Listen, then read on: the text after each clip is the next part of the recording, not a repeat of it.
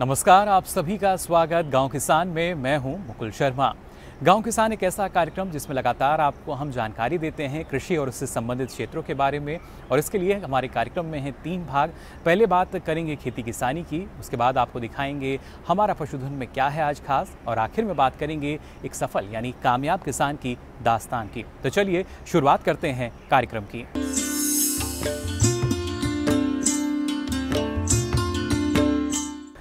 किसान बहन भाइयों, खेती किसानी भाग में लगातार आपको हम जानकारी देते हैं उन्नत तकनीकों के बारे में, कैसे हमारे जो किसान हैं वो आगे बढ़ रहे हैं और देश में आत्मनिर्भरता को भी आगे बढ़ा रहे हैं। कृषि आत्मनिर्भर होगी तो हमारा देश भी आत्मनिर्भर बन सकेगा। और इसके लिए खेती किसानी में आज कुछ खास जानकारी आपके लिए हम लेकर आए हैं। क्या है वो जानकारी, आइए देखते हैं।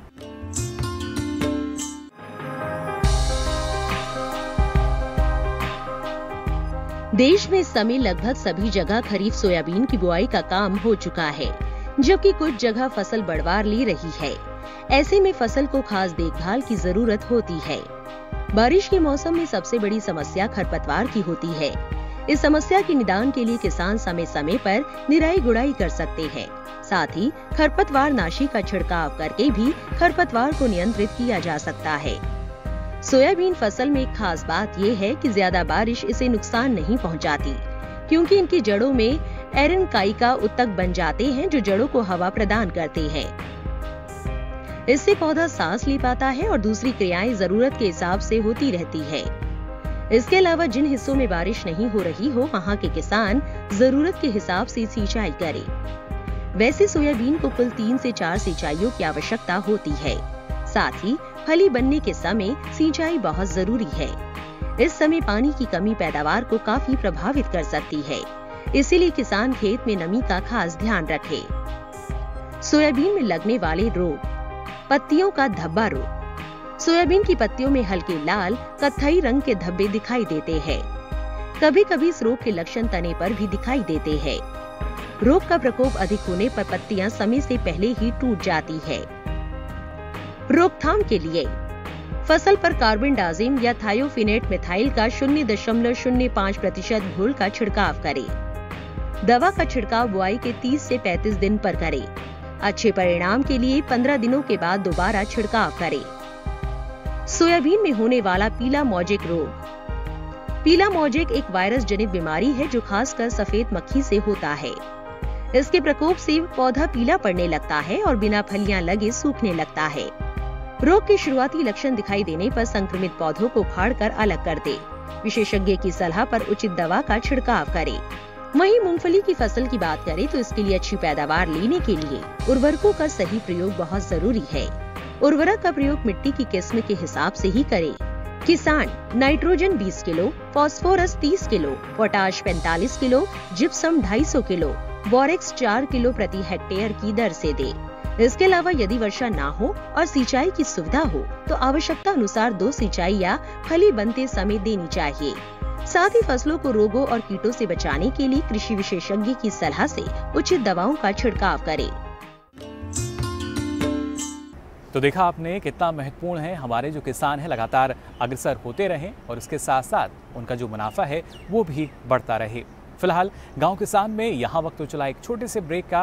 ब्रेक से लौटेंगे तो बात करेंगे हमारा पशुधन की। आप बने रहिए दूरदर्शन किसान पर।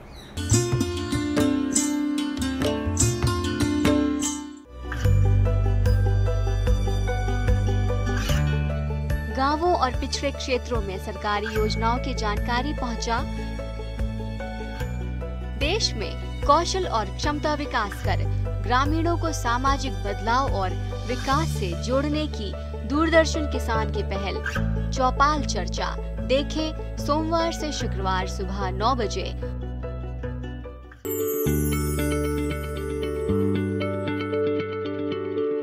क्या आप किसी बीमारी से परेशान हैं? चाहते हैं डॉक्टर की सलाह? तो हम हैं आपके साथ। बताएंगे आपको जीने की राह। समस्याएं आपकी, समाधान देश के मशहूर विशेषज्ञों के। घर बैठे बात करें देश के जाने माने डॉक्टरों से। हमारे लाइव प्रोग्राम स्वस्थ किसान में हर शनिवार शाम 6 बजे से 7 बजे तक। खुशहाल होंगे खेत, पशु रहेंगे स्वस्थ।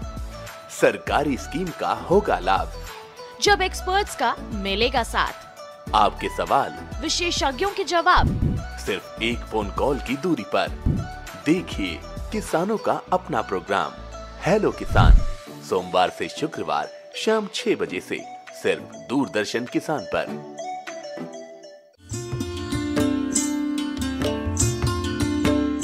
ब्रेक के बाद आप सभी का एक बार फिर स्वागत गांव किसान में। अब आइए बात करते हैं हमारा पशुधन की, जिसमें लगातार आपको हम जानकारी देते हैं पशुपालन और उससे संबंधित क्षेत्र जो हैं, जिसके जरिए हमारे किसान अपने मुनाफे को बढ़ा सकें। कृषि के जरिए तो जाहिर तौर पर किसान अपनी आमदनी को बढ़ा ही रहे हैं, लेकिन इसके साथ साथ पशुपालन और उससे जो जुड़े क्षेत्र हैं उनमें भी सक्रिय होकर किसान अपनी आमदनी को बढ़ा सकते हैं।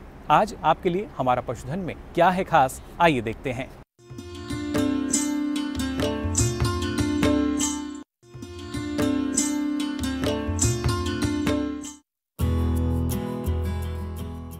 कृषि को नए आयाम देने के लिए खेती के साथ साथ मधुमक्खी पालन लोकप्रिय होता जा रहा है। मधुमक्खियों से शहद के अलावा अन्य उत्पाद भी मिलते हैं, जिसे प्रसंस्करित कर अतिरिक्त मुनाफा कमाया जा सकता है।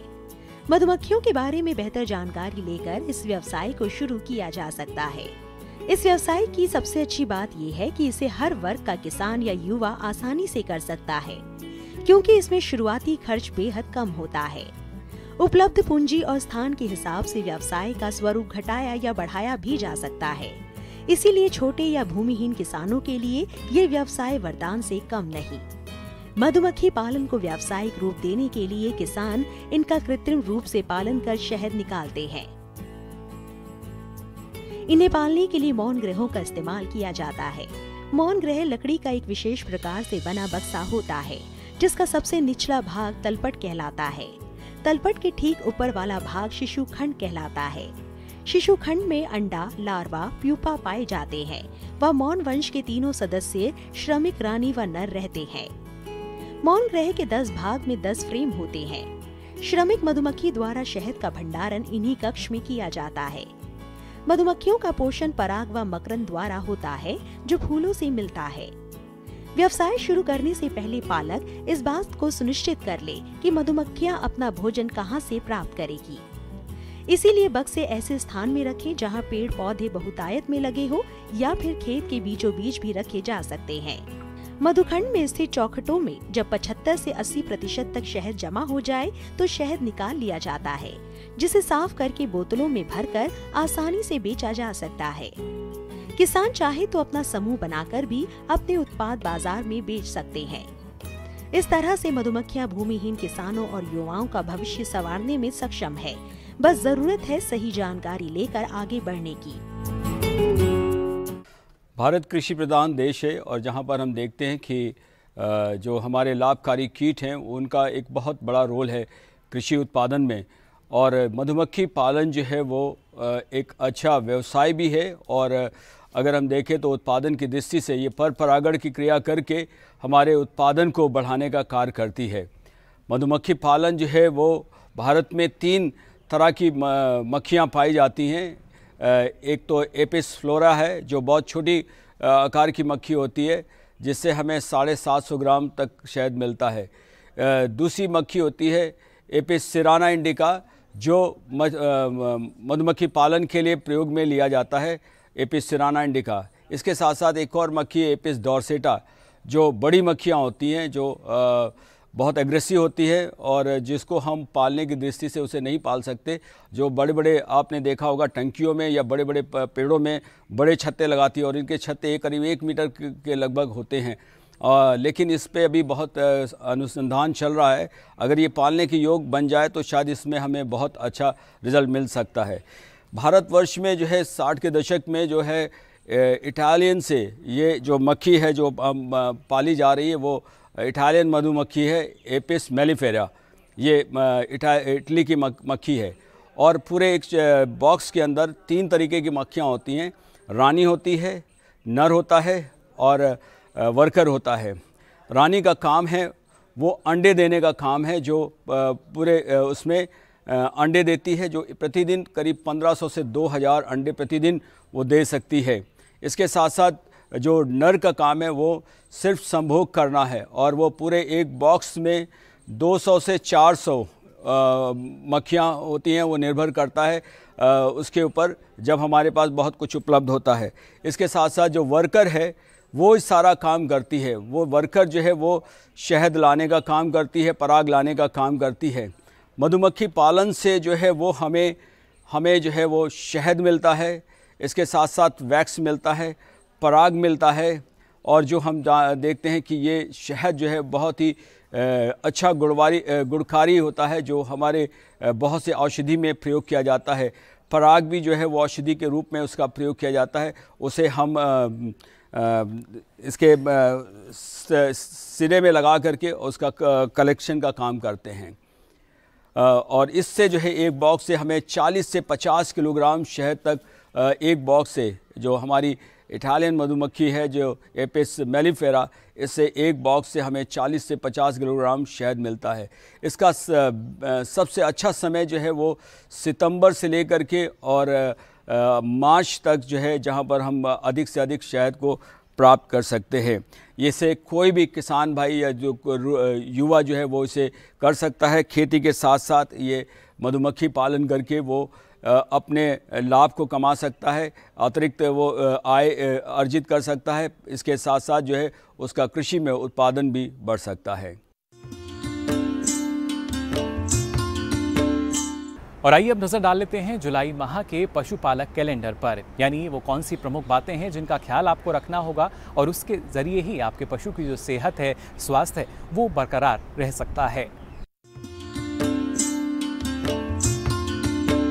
जुलाई माह का पशु कैलेंडर 2021। जुलाई माह में ध्यान देने वाली बातें। इस माह में वर्षा ऋतु आने की संभावना रहती है, अतः पशु परिसर को सूखा एवं साफ रखना चाहिए तथा गर्मी एवं नमी जनित रोगों से पशुओं को बचाना चाहिए। खुरपका मुंहपका यानी FMD, गला घोटू यानी HS, लंगड़ा बुखार या कृष्णजंघा यानी BQ, इंटेरोटॉक्सीमिया रोग के टीके यदि नहीं लगाए गए हों तो अब अवश्य लगवा दें। इस माह में भैंसों का ब्यान शुरू हो जाता है, अतः प्रजनन संबंधी सावधानी के साथ नवजात की सुरक्षा हेतु पूरी जानकारी प्राप्त होनी चाहिए। जैसे पैदा होने के साथ बच्चे के नाल को 1.3 से 2 इंच पर धागे से बांधकर एवं नए ब्लेड से काटकर टिंचर आयोडीन लगाना चाहिए। चारे के लिए मक्का की दूसरी फसल बोने का उचित समय है। बीज मात्रा 25 से 30 किलोग्राम प्रति एकड़ प्रयोग करें। तो जानिए अपने महत्वपूर्ण जानकारी, जिसके जरिए आपका जो पशु है निरोगी रहेगा और उसके जरिए भी आप अपनी लागत को बचा सकेंगे। फिलहाल गांव किसान में यहाँ वक्त तो चला एक और छोटे से ब्रेक का। ब्रेक से लौटेंगे तो बात करेंगे एक कामयाब किसान की दास्तां की। आप बने रहिए दूरदर्शन किसान पर।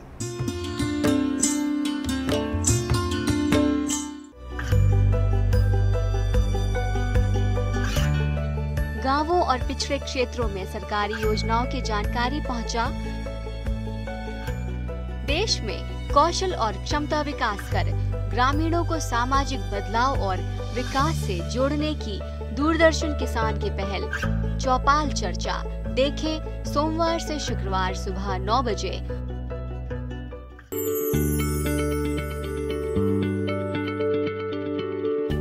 क्या आप किसी बीमारी से परेशान हैं?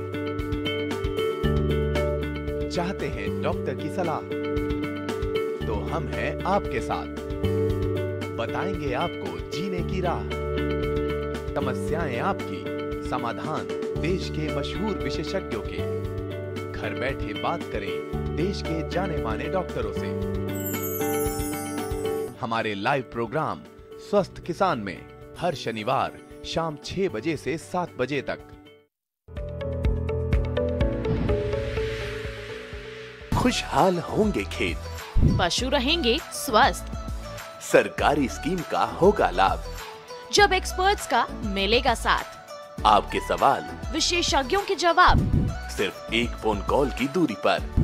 देखिए किसानों का अपना प्रोग्राम हेलो किसान, सोमवार से शुक्रवार शाम 6 बजे से सिर्फ दूरदर्शन किसान पर।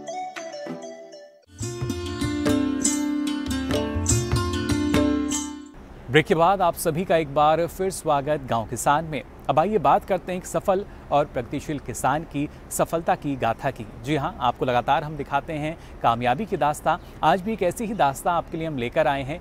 कौन है ये शख्स जो लगातार कामयाबी के सफर पर आगे बढ़ रहे हैं और किस तरह का योगदान इनका रहा है कृषि क्षेत्र के लिए, आइए देखते हैं। मेरठ जिले के गोविंदपुर गांव की रहने वाली उर्मिला की इस समय उम्र करीब 70 वर्ष है, मगर इनके हौसले ने उम्र के इन बंधनों को भी पीछे छोड़ दिया और इस उम्र में भी वो बखूबी जैविक खेती कर रही है। वो बताती है कि उन्होंने अपनी शुरुआती पढ़ाई बुलंदशहर से पूरी की। कम उम्र में शादी हो जाने के कारण उन पर जल्द ही जिम्मेदारियां आ गई। इन जिम्मेदारियों में आर्थिक समस्याएं भी बनी रही, लेकिन उन्होंने अपनी पढ़ाई जारी रखी और इन कश्मकश में भी राजनीति शास्त्र में MA की डिग्री ली। इन तमाम संघर्ष के दौरान उन्होंने महिलाओं की दशा को सुधारने का विचार बनाया, लेकिन इस बीच गांव की रूढ़िवादी परंपराएं भी आड़े आई। मगर उर्मिला ने उतने ही साहस के साथ ये सफर जारी रखा। जब गांव की तकलीफें देखी ना कि यहाँ की महिलाएं आज भी पुरानी परंपराओं पे चलते हैं, भूत प्रेत टोना टोटके और ये झाड़ा वाड़ा इस पे ही चलते हैं, उससे बहुत नुकसान हो जाता है हमारा। दूसरा क्या है कि गांव में अभी महिलाओं को ये अधिकार कोई नहीं है कि वो कृषि के संबंधित, एक किसान की पत्नियों के पूरा टाइम खेत में काम करती हैं, लेकिन उनको अधिकार नहीं है कि उस खर्चे को या कोई फैमिली का संचालन या उनको कोई प्रगतिशील ऐसी बात मन में आए कि तुम भी कुछ करो या तुम भी हिसाब रखो। मतलब उनको कहीं कोई ऐसा लगता नहीं आधार कि अभी किसी महिला को ऐसा, बहुत एजुकेटेड महिलाएं हैं, करती हैं, ऐसा नहीं कि भागीदारी करती हैं, लेकिन वर्किंग में तो करती हैं।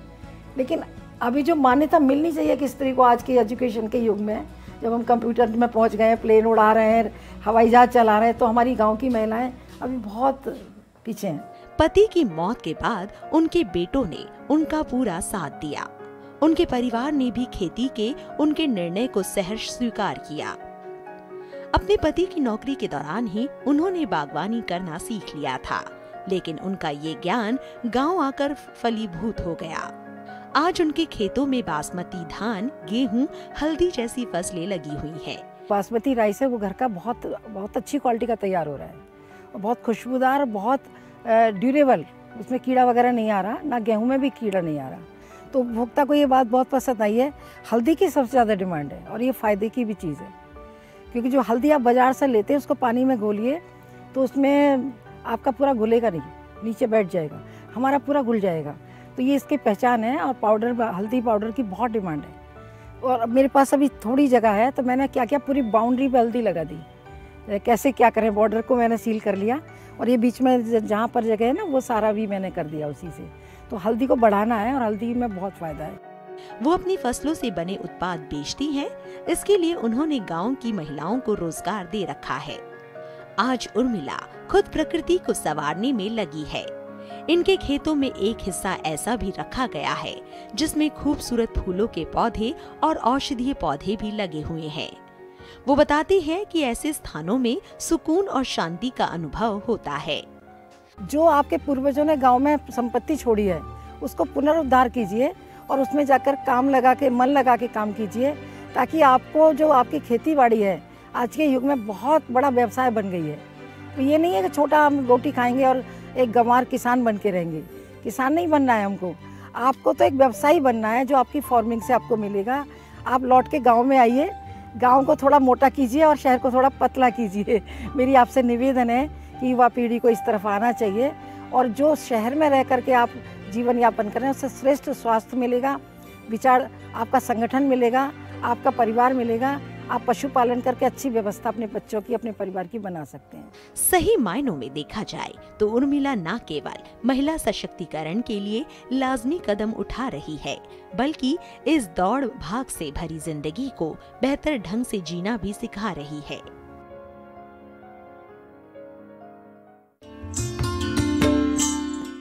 तो देखा आपने कैसे किसान बाकी किसानों के लिए प्रेरणा का स्रोत बन जाते हैं। हम उम्मीद करते हैं कि आप भी इस जानकारी को हासिल कर कृषि क्षेत्र में आगे बढ़ पाएं और कृषि क्षेत्र में नई ऊंचाइयों को छू सकें। फिलहाल आज गांव किसान में बस इतना ही, लेकिन चलते चलते आपको बता दें, गांव किसान कार्यक्रम को आप डीडी किसान के YouTube चैनल के माध्यम से भी देख सकते हैं। इसके लिए आपकी टीवी स्क्रीन पर जो QR कोड आ रहा है, इसको आप स्कैन कर सकते हैं और फिर गांव किसान के जो पहले प्रसारित कार्यक्रम हैं वो भी आप कभी भी कहीं भी YouTube के माध्यम से देख सकेंगे। कृषि और उससे संबंधित क्षेत्रों पर नई जानकारी लेकर फिर होंगे हाजिर। दीजिए इजाजत, नमस्कार।